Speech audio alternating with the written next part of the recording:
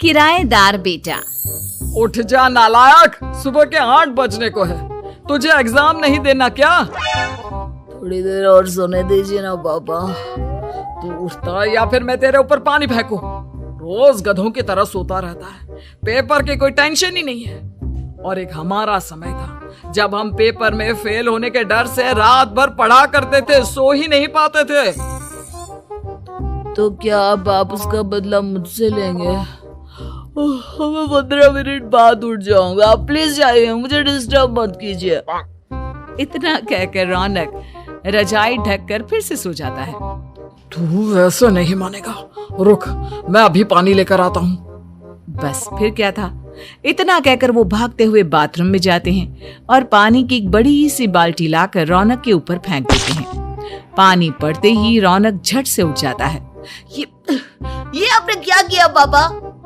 अब तो उठेगा नहीं तो यही करना पड़ेगा ना। वैसे थैंक्स डैड, आपके कारण ना अब मुझे नहाने की भी जरूरत नहीं पड़ेगी। चलिए अब आप माँ से बोलकर मेरे कपड़े निकलवा दीजिए, तब तक मैं ब्रश कर लेता हूँ। वैसे कल ना आप एक काम और करना, नहलाने के साथ साथ मुझे ब्रश भी करवा देना। ये ब्रश करने में ना मुझे बहुत आलस आता है। रौनक की बातों से अरविंद का मुंह खुला का खुला रह जाता है। वो अपनी पत्नी कमला के पास जाता है और रौनक की हरकतों के बारे में बताता है, जिसे सुन उसकी पत्नी हंसने लगती है।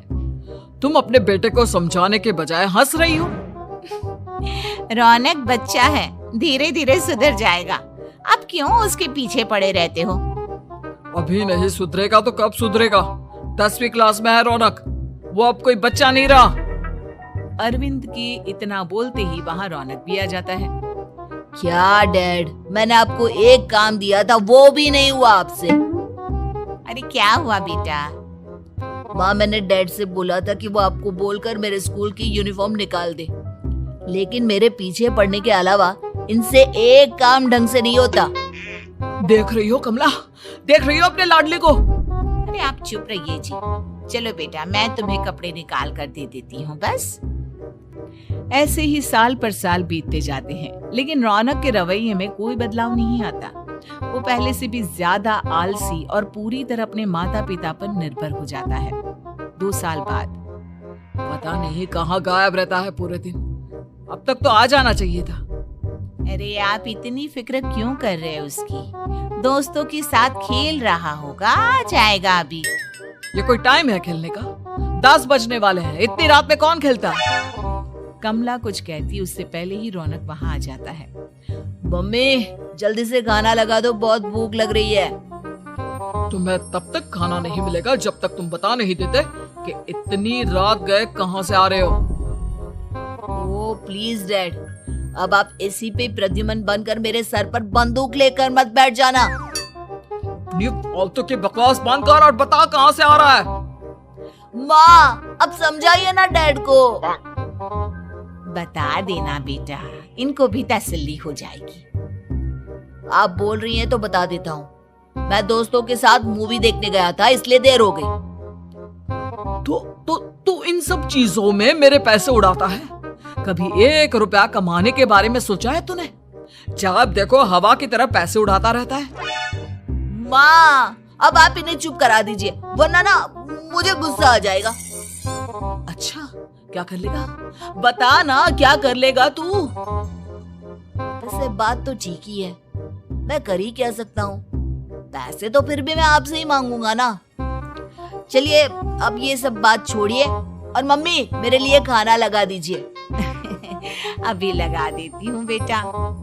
मैं बता रहा हूँ कमला, एक दिन ये ऐसे ही बिगड़ जाएगा। ओफो, आप क्यों इतना पीछे पड़े रहते हो मेरे बच्चे के? बात की बाद में देखेंगे, अभी आप शांति से उसे खाना खाने देंगे।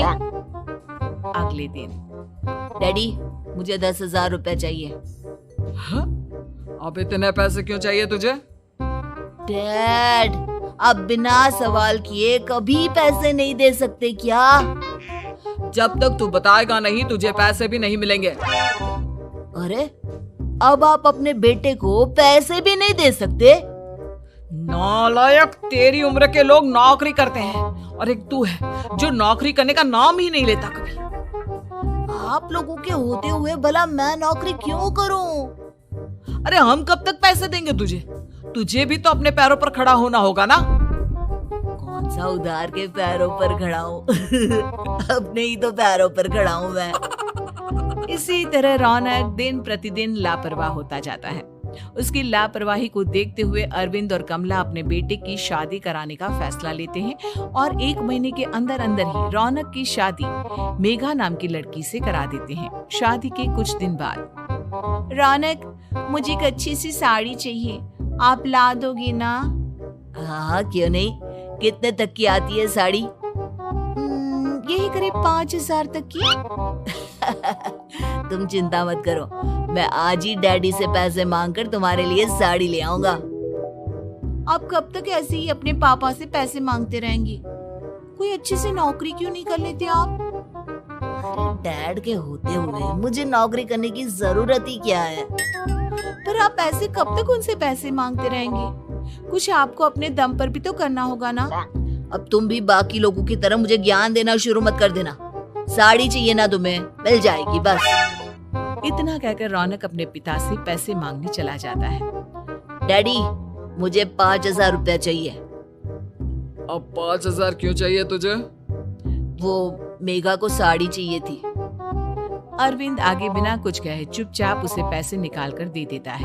कुछ दिन बाद, तुम्हें नहीं लगता कमला, रौनक हम पर पहले से भी ज्यादा डिपेंड हो गया है? मुझे तो अब उसके भविष्य की चिंता होने लगी है। कल को हमें कुछ हो गया तो वो क्या करेगा?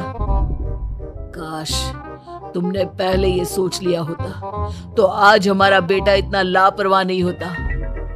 तब मुझे कहाँ पता था कि मेरा लाड प्यार उसे इतना बिगाड़ देगा कि वो इस हद तक लापरवाह बन जाएगा। कोई बात नहीं, अभी भी देर नहीं हुई। मुझे पता है उसे कैसे सुधारा जा सकता है। कैसे? अरविंद कुछ कहता उससे पहले रौनक वहां आ जाता है और पैसों के लिए हाथ फैलाने लगता है। डैड, मैं और मेघा बाहर घूमने जाना चाहते हैं। अरे वाह, ये आज सूरज कहाँ से निकला है? Dad please. अच्छा चलो अब मुद्दे की बात करो। मुझे अब 25,000 चाहिए। अब तुम्हें 1 रुपया भी नहीं मिलने वाला। अगर तुम्हें पैसों की इतनी ही जरूरत है तो कोई ढंग की नौकरी कर लो। मम्मी आप कुछ कहिए ना डैड को। बेटा वो गलत क्या बोल रहे हैं? ये सब हम तेरे भले के लिए ही तो कर रहे हैं। मम्मा मैंने बताया ना आपको, मुझे नहीं करनी कोई जॉब वॉब। तो ठीक है, निकल जाओ हमारे घर से। तुम्हारे जैसे लोगों के लिए मैंने ये घर खड़ा नहीं किया है। जितना ये घर आपका है ना उतना ही मेरा भी है। मैं कहीं नहीं जाने वाला। जाना तो पड़ेगा ही तुझे, क्योंकि अब मैं तेरा कोई भी खर्चा नहीं उठाने वाला। ठीक है, मत उठाइए मेरा खर्चा, मैं अपने दम पर भी जी सकता हूँ। तो बेशर्मों की तरह अब तक यहाँ क्यों खड़ा है? अपना सामान ले और निकल जाए यहाँ से। रौनक पैर पटकते हुए वहां से चला जाता है। घर से निकालना जरूरी है क्या उसे? बिना पैसों के कौन रखेगा उसे किराए पर? अगर उसका भविष्य सुधारना है तो हमें अपने दिल पर पत्थर रखकर ये कदम उठाना ही होगा। दोनों बात कर रहे होते हैं कि रौनक अपनी पत्नी के साथ एक बड़ा सा बैग लेकर घर से निकल जाता है, लेकिन घर से बाहर उसे कोई भी मुफ्त में अपने घर किराए पर नहीं रखता। अंत में थक हार कर वो फिर से अपने घर चला जाता है। क्या हुआ? थोड़ी देर पहले तो दहाड़ते हुए घर से निकला था, अब क्या हुआ? नहीं रखा ना किसी ने तुझे किराए पर? डैड प्लीज, मैं कुछ दिनों में कोई अच्छी सी नौकरी शुरू कर दूंगा। आप तब तक तो हमें रख लीजिए प्लीज। सुबह से रात हो चुकी है लेकिन कोई हमें रखने को राजी नहीं है। अब आप ही बताइए, इतनी रात को मैं मेघा को लेकर कहाँ जाऊंगा? ठीक है, बहू की वजह से मैं तुझे घर पर रख रहा हूँ, लेकिन तू इस घर में एक बेटे की नहीं बल्कि एक किराएदार की हैसियत से रहेगा। 3 महीने है तेरे पास। इन 3 महीनों के अंदर अंदर मुझे तेरी पहली तनख्वाह हाथ में चाहिए, समझ गया? पक्का डैड, इन 3 महीनों के अंदर अंदर तो कोई बढ़िया सी नौकरी ढूंढ ही लूंगा मैं। ऐसे ही धीरे धीरे समय बीतने लगता है और अरविंद के दिए 3 महीनों में से 2 महीने बीत चुके होते हैं। पापा जी ने हमें 3 महीने दिए थे, जिसमें से 2 महीने तो बीत चुके हैं। अब ये आखिरी महीना बचा है। अरे तुम चिंता मत करो, आज मेरा ना 2 जगह इंटरव्यू है, दोनों में से कहीं ना कहीं तो जॉब लगी जाएगी। अच्छा, all the best. Raunak interview के लिए निकल जाता है, जिसके बाद शाम में रौनक घर आता है। कैसा गया इंटरव्यू? आपकी नौकरी लगी या नहीं? अरे पहले सांस तो ले लेने दो अच्छे से। बताइए ना, मुझसे तो जरा भी इंतजार नहीं हो रहा है। वो दरअसल बात यह है कि मेरी नौकरी तो लग चुकी है, लेकिन पैसे बहुत कम है। कितने पैसे हैं?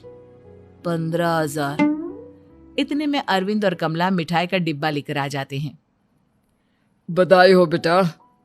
हम जानते थे तेरी जॉब जरूर लगेगी।